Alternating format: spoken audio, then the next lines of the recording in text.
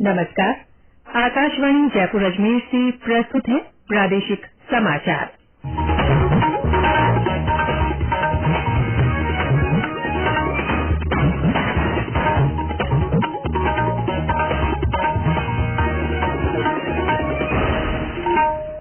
मुख्य समाचार।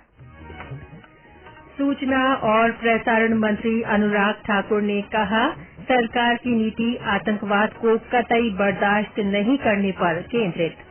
श्री ठाकुर ने कहा, पूर्वोत्तर में शांति का दौर, 6000 उग्रवादियों ने आत्मसमर्पण किया।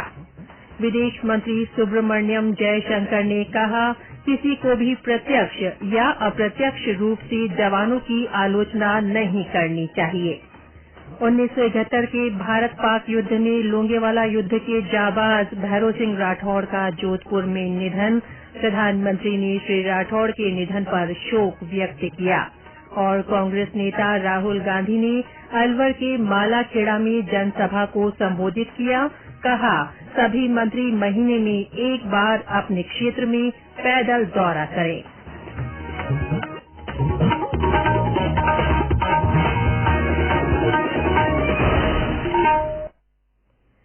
समाचारों के साथ मैं रितिका गुप्ता। और अब समाचार विस्तार से। सूचना और प्रसारण मंत्री अनुराग सिंह ठाकुर ने कहा है कि नरेंद्र मोदी सरकार की नीति आतंकवाद को कतई बर्दाश्त नहीं करने पर केंद्रित है। श्री ठाकुर ने कहा कि निर्णायक कार्रवाई के ठोस परिणाम मिले हैं। आज नई दिल्ली में संवाददाता सम्मेलन में श्री ठाकुर ने कहा कि 2014 से जम्मू कश्मीर में सर्जिकल स्ट्राइक, बालाकोट स्ट्राइक और आतंकवाद के खिलाफ की गई कार्रवाइयों के बाद आतंकवाद में कमी हुई है। उन्होंने कहा कि पाकिस्तान को आतंकवाद और धन मुहैया कराने या उसका समर्थन करने वालों को बख्शा नहीं जाएगा। श्री ठाकुर ने कहा कि मोदी सरकार ने समाज कल्याण के नाम पर कट्टरपंथ को बढ़ावा देने वाले संगठन पीएफआई पर प्रतिबंध लगाने में संकोच नहीं किया। सशस्त्र बल विशेष अधिकार अधिनियम अफ्स्पा के बारे में श्री ठाकुर ने कहा कि इसे वापस लेने के बारे में अब तक सिर्फ चर्चा होती थी, लेकिन मोदी सरकार ने इसे पूरे त्रिपुरा और मेघालय सहित पूर्वोत्तर के एक बड़े हिस्से से वापस ले लिया। श्री ठाकुर ने कहा कि 2014 के बाद पूर्वोत्तर में शांति का युग शुरू हुआ है, क्योंकि उग्रवादी हिंसा में 80% की कमी आई है। हिंसा में नागरिकों की मृत्यु में 89% की कमी आई है और 2014 के बाद 6000 उग्रवादियों ने आत्मसमर्पण किया है। श्री ठाकुर ने कहा कि वामपंथी उग्रवाद में 265% की कमी आई है। उन्होंने कहा कि आतंकवाद के खात्मे के लिए मोदी सरकार राष्ट्रीय और अंतर्राष्ट्रीय स्तर पर मजबूती से काम कर रही है। आतंकवाद के खिलाफ कड़े से कड़े कानून नरेंद्र मोदी जी की सरकार ने बनाए। अंतर्राष्ट्रीय सहयोग और अंतर्राष्ट्रीय स्तर पर आतंकवाद के खिलाफ दुनिया को इकट्ठा करना। और कुछ ऐसे देश जो आज बिलबिला रहे हैं, उनकी बौखलाहट का कारण यही है कि जो नीतियां भारत सरकार की है, जो कड़े कानून बनाना और आतंकवादियों के खिलाफ कड़ी कार्रवाई करना, पूरी दुनिया को आतंकवाद के खिलाफ एकजुट करना, आतंकवाद फाइनेंसिंग के खिलाफ दुनिया के अन्य देशों को भी कड़ी कार्रवाई करने के लिए साथ में जोड़ना, ये अपने आप में भारत की मोदी सरकार की प्रतिबद्धता दिखाता है कि किस तरह से आतंकवाद के खिलाफ न केवल भारत स्वयं बल्कि दुनिया भर के देशों को भी एकजुट कर रहा है। विदेश मंत्री सुब्रमण्यम जयशंकर ने कहा है कि किसी को भी प्रत्यक्ष या अप्रत्यक्ष रूप से हमारे जवानों की आलोचना नहीं करनी चाहिए। सेना के जवान देश की रक्षा के लिए समुद्र से 30,000 फीट की ऊंचाई पर अपना कर्तव्य निभा रहे हैं। उन्होंने कहा कि जवानों का आदर और सम्मान होना चाहिए। विदेश मंत्री समुद्री दस्युता रोधी विधेयक 2019 पर चर्चा का जवाब दे रहे थे। चीन के मुद्दे पर विपक्ष की आलोचना को खारिज करते हुए उन्होंने कहा कि सरकार पर चीन के प्रति उदासीन रवैये का विपक्ष का आरोप सही नहीं है। अगर ऐसा है तो सरकार किसी भी तरह की स्थिति से निपटने के लिए सेना को सीमाओं पर क्यों भेजती। विधेयक पर चर्चा के दौरान कांग्रेस के वरिष्ठ नेता अधीर रंजन चौधरी ने आरोप लगाया था कि चीन पूर्ण युद्धकालीन कूटनीति अपना रहा है। दक्षिण चीन सागर और हिंद महासागर में चीन अपना दबदबा कायम करना चाहता है, लेकिन सरकार कुछ नहीं कर रही है। 1971 के भारत पाक युद्ध में लोंगेवाला युद्ध के हीरो और सीमा सुरक्षा बल की 14वीं बटालियन के जाबाज लांस नायक भैरव सिंह राठौड़ का आज जोधपुर के अखिल भारतीय आयुर्विज्ञान संस्थान एम्स में निधन हो गया। वे 81 वर्ष के थे और पिछले कुछ समय से सीने में दर्द और सांस की तकलीफ के कारण अस्पताल में भर्ती थे।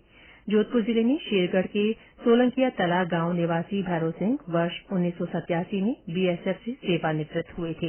प्रधानमंत्री नरेंद्र मोदी ने 16 दिसंबर को विजय दिवस पर भैरव सिंह राठौड़ के पुत्र सवाई सिंह से फोन पर बात कर श्री राठौड़ का हालचाल पूछा था। प्रधानमंत्री ने 1971 के युद्ध में अदम्य साहस और शौर्य का प्रदर्शन करने वाले भैरव सिंह राठौड़ के निधन पर शोक व्यक्त किया है। लोकसभा अध्यक्ष ओम बिरला ने श्री राठौड़ के निधन पर दुख जताया है। उन्होंने कहा कि लोंगेवाला पोस्ट पर उनके अदम्य साहस और नेतृत्व कौशल ने पाकिस्तानी सेना को पीठ दिखाने पर मजबूर कर दिया था। गृहमंत्री अमित शाह ने श्री राठौड़ के निधन पर दुख प्रकट करते हुए कहा कि जैसलमेर प्रवास के दौरान उनकी श्री राठौड़ से भेंट हुई थी। ईश्वर उनके परिजनों को दुख सहने की शक्ति दे। केंद्रीय जल शक्ति मंत्री गजेंद्र सिंह शेखावत ने श्री राठौड़ के निधन पर शोक व्यक्त किया है। ये समाचार आकाशवाणी जयपुर अजमेर से प्रसारित किए जा रहे हैं।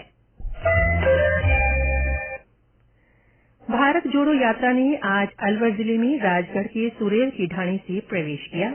वहां कांग्रेस नेताओं और कार्यकर्ताओं ने यात्रा का स्वागत किया।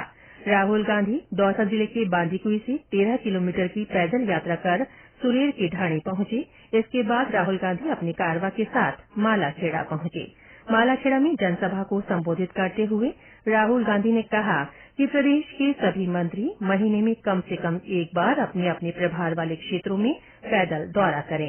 इस अवसर पर मुख्यमंत्री अशोक गहलोत ने कहा कि केंद्र की उज्ज्वला योजना से जुड़े हुए बीपीएल कार्डधारी लोगों को प्रति घरेलू सिलेंडर 500 रूपये में दिया जाएगा। भारत जोड़ो यात्रा का आज महुआ में रात्रि विश्राम का कार्यक्रम है। यात्रा अलवर जिले में 3 दिन रहेगी। इसके बाद बुधवार की सुबह हरियाणा में प्रवेश कर जाएगी। राज्यसभा सांसद घनश्याम तिवारी ने कहा है कि सिंचाई और पेयजल की समस्या शेखावाटी क्षेत्र की सबसे बड़ी समस्या बनी हुई है और वे इसके समाधान के लिए उच्च स्तर पर प्रयास कर रहे हैं। श्री तिवारी कल सीकर में अपने 75वें जन्मदिन पर आयोजित सर्व समाज के सम्मान समारोह में बोल रहे थे। बाद में पत्रकारों से बातचीत में श्री तिवारी ने कहा कि शेखावाटी के लोगों की ओर से मिले मान सम्मान के प्रति वे आभारी रहेंगे। उन्होंने कहा कि वे अपना जीवन भारतीय संस्कृति के उत्थान में लगाएंगे। मोटा अनाज के महत्व के बारे में जागरूकता फैलाने के उद्देश्य से कृषि मंत्रालय कल संसद भवन में सांसदों के लिए खाद्य महोत्सव आयोजित करेगा। संयुक्त राष्ट्र ने एक प्रस्ताव पारित कर वर्ष 2023 को अंतर्राष्ट्रीय मोटा अनाज वर्ष घोषित किया है।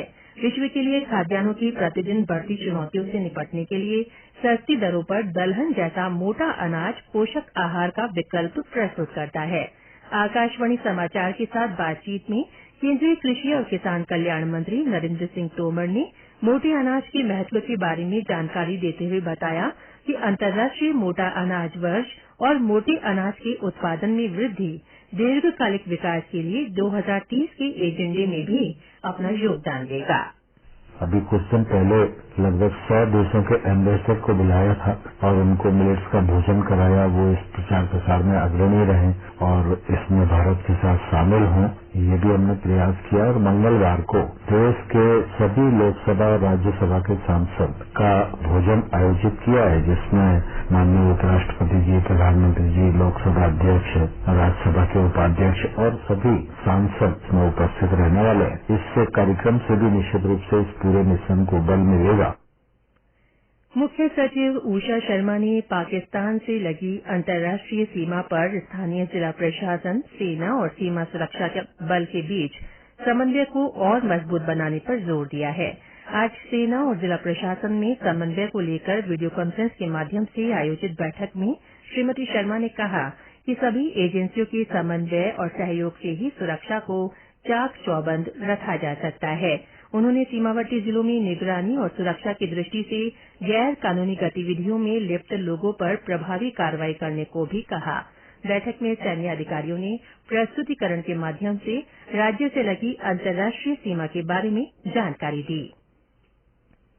हनुमानगढ़ के टिब्बी क्षेत्र के बशीर गांव में श्री कृष्ण गौशाला में गायों के चारे के लिए गांव के हंसराज रेवाड़ ने 21 क्विंटल गाजर भेंट की है।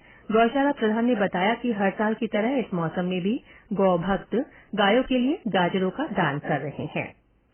श्रीगंगानगर में विवेकानंद संदेश यात्रा निकाली गई।